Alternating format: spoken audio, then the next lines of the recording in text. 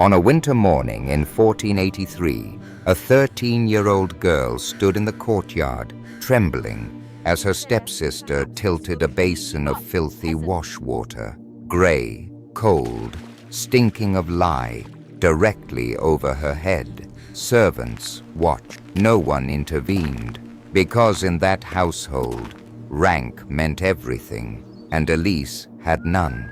But fate, as history often proves, does not bow to bloodlines. Years later, when the tables turned and Elise's stepsister knelt before her, shaking, sobbing, begging for forgiveness, the entire kingdom would whisper that no one escapes the consequences of their own cruelty. This is the forgotten story of two young women whose rivalry shaped a dynasty and whose bitterness nearly tore it apart. And once you hear the truth, you'll understand why historians still call it the quiet war behind the throne. Before we begin, make sure to subscribe so you never miss stories that history tried to bury.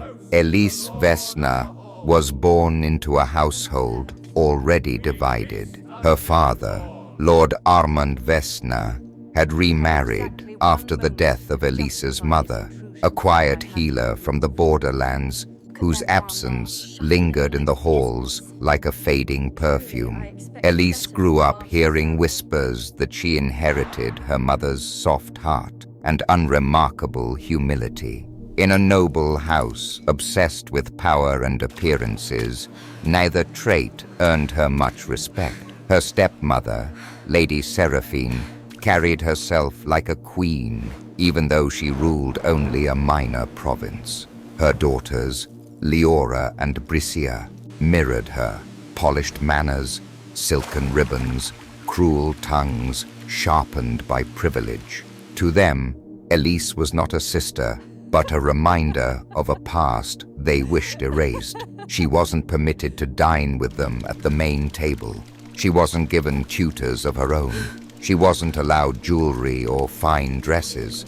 She lived in the house, but not in the family. The morning of the wash water incident was not the first humiliation Elise had endured, but it was the one that changed everything. The courtyard stones were slick with frost. Elise had been tasked with carrying laundry baskets heavier than her thin arms could manage. She stumbled. A sheet brushed the ground. That was all the excuse Leora needed. She had always been the more theatrical of the stepsisters, smiling sweetly at guests while twisting Elise's wrist out of view. Leora held the basin high, the grey water sloshing inside. Brissia giggled behind her gloved hand, watching with bright, eager eyes. Elise stood still, not out of obedience, but out of shock. A child trying to understand why cruelty was treated as a sport in this house. "Next time," Leora whispered as the water crashed over Elise's head, "know your place." The servants kept their gazes lowered. That was the rule. Cruelty from the noble daughters was not to be questioned. Justice in House Vessna was a privilege of rank. Elise's father never learned of the incident, or perhaps he did, and pretended otherwise. He spent his days traveling between estates, soothing political tensions, securing alliances. He trusted Seraphine to maintain order at home, never realizing that her version of order demanded Elise's quiet suffering. But Elise, despite her gentleness, carried something her stepsisters lacked: endurance. Over the next years, she grew reserved, but observant. She absorbed every insult without retaliation. She learned to hear conversations even when she was dismissed from them. She learned the temperaments of the merchants, the grievances of the guards, the loyalties of the kitchen workers. She learned where her father stored his scrolls, which messengers he favored, and, most importantly, how often his plans contradicted his wife's ambitions. Lady Seraphine wanted her daughters married into power. Elise, being the unwanted branch of the family tree, was to be hidden in a convent for her own protection. But the political climate of the time was changing. The neighboring kingdom, Slovenia, had begun sending envoys to the smaller provinces, seeking marriages to solidify alliances. Elise's father, sensitive to shifts in power, saw an opportunity.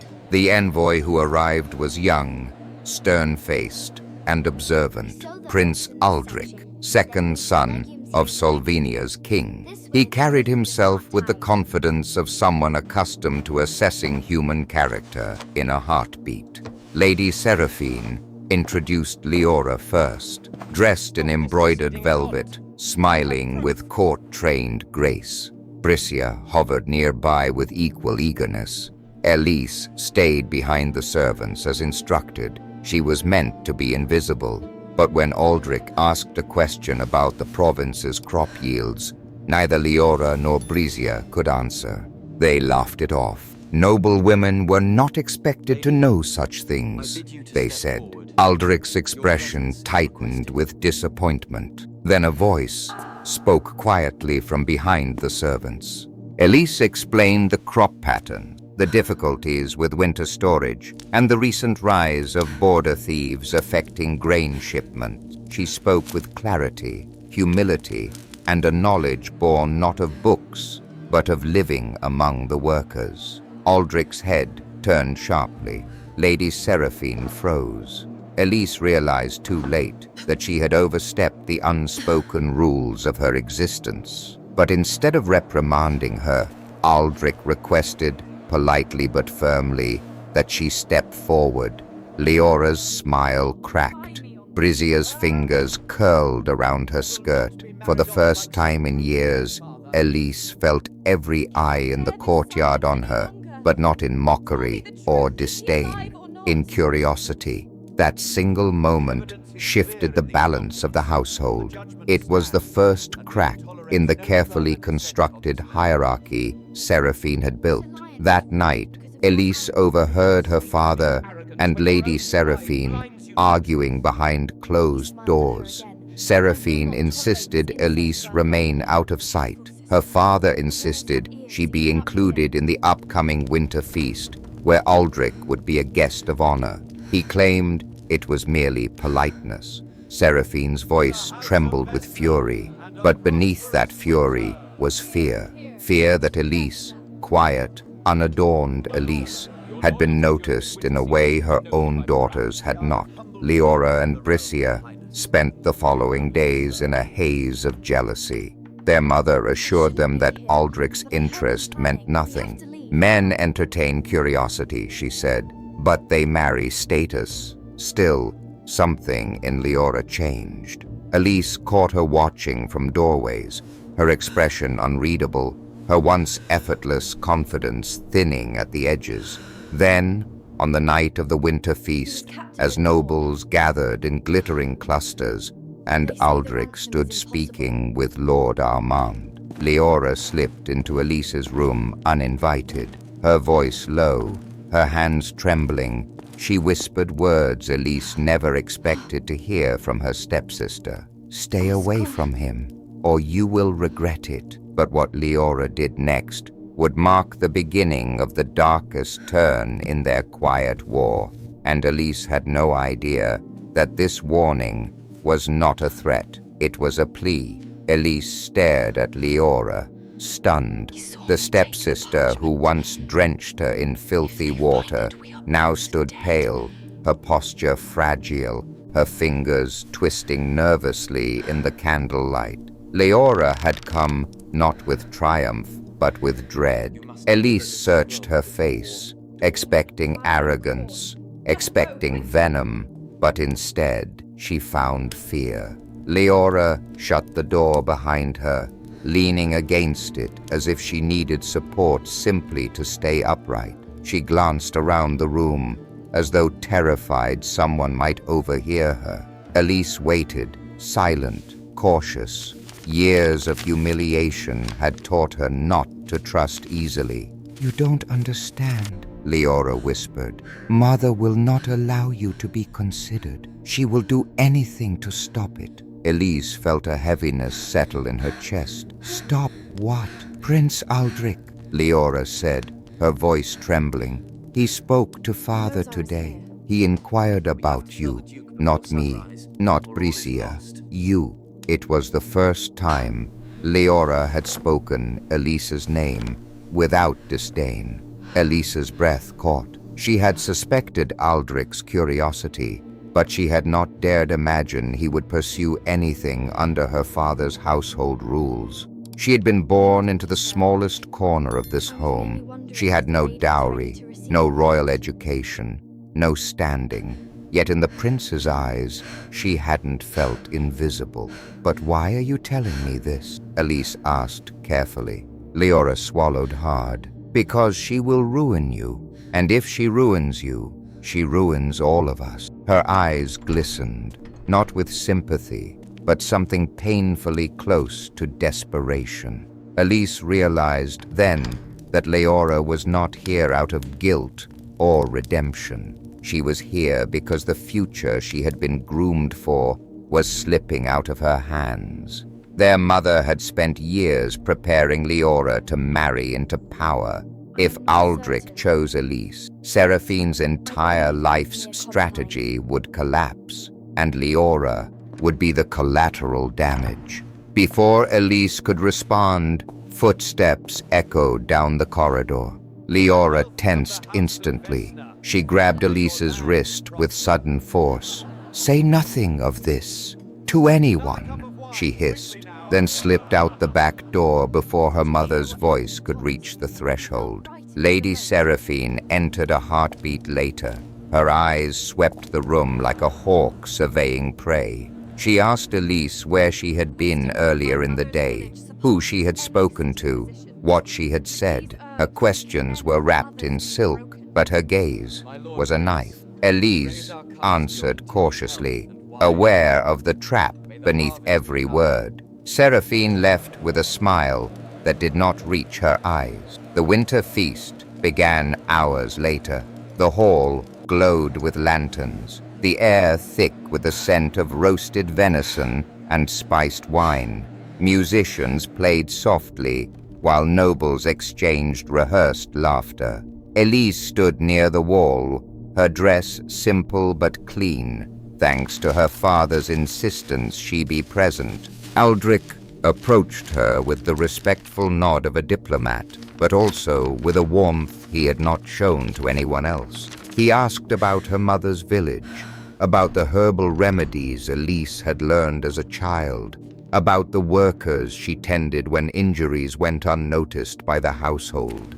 For the first time in years, Elise spoke freely, her voice measured, confident, alive. Across the hall, Elise saw Seraphine watching them. Her expression was calm, but her fingers dug so tightly into the armrest of her chair that her knuckles whitened. Later that night, Elise returned to her room to find her belongings scattered, drawers overturned, clothing shredded, the wooden box containing her mother's letters smashed into splinters. She sank to her knees, numb, running her fingers over torn parchment, still stained with her mother's handwriting. Behind her, the doorway creaked. Brisia stood there, arms folded, expression stiff with contempt. But beneath it, jealousy flickered like a dying candle. "You should have stayed invisible, Elise," she said coldly. "You should never have let him see you." It wasn't a threat. It was a declaration of war.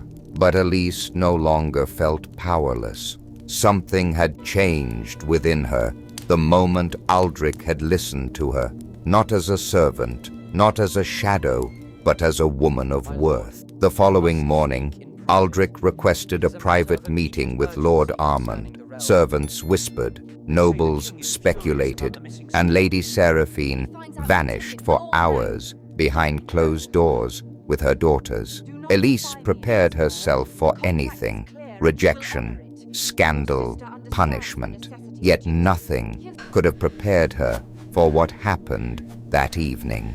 As the sun dipped behind the snow-covered hills, Elise was summoned to the great hall. When she entered, her father stood beside Aldric, both wearing solemn expressions. Lady Seraphine stood rigid at the opposite side of the room, her daughters flanking her, their faces drained of color. Aldric spoke plainly, without theatrics. He asked for Elise's hand in marriage. The hall fell silent. Seraphine's composure shattered. Her voice cracked as she protested, insisting Elise lacked education, refinement, dowry, status. Armand cut her off sharply. He declared that character outweighed silk, that competence outweighed jewels, and that he had allowed his family to wound Elise for too long. Brizia's eyes filled with furious tears. Leora broke. She stepped forward, fell to her knees, and began sobbing. Not for Elise's happiness, no, that was beyond her, but for the future she had lost. Her cries echoed through the hall, choked and desperate. She begged Elise, the girl she had once drenched in foul water, to forgive her, not out of remorse, but out of shame and fear. Elise looked at her stepsister, this beautifully groomed girl who had always lived above consequence, and for the first time felt neither hatred nor superiority, only clarity. Cruelty, she realized, was born from weakness, and weakness, when cornered, finally reveals itself. Elise accepted Aldric's proposal with quiet dignity, but she never forgot the courtyard, the icy water, the mocking laughter. Nor did she forget the moment Leora collapsed before her, begging for forgiveness that Elise had long learned to give herself. History seldom remembers the private battles hidden behind noble banners. But in the House of Vessna, the war that began with a basin of dirty water ended with a truth no dynasty could deny. Power changes hands, but character endures. Dignity can survive even the deepest humiliation, and strength often grows in silence long before the world notices it. Sometimes the greatest victories are not won in grand halls, but in the quiet choice to rise above cruelty. If you want more real, emotionally powerful historical stories like this one, make sure to subscribe to our channel and turn on notifications so you never miss the next tale history tried to hide.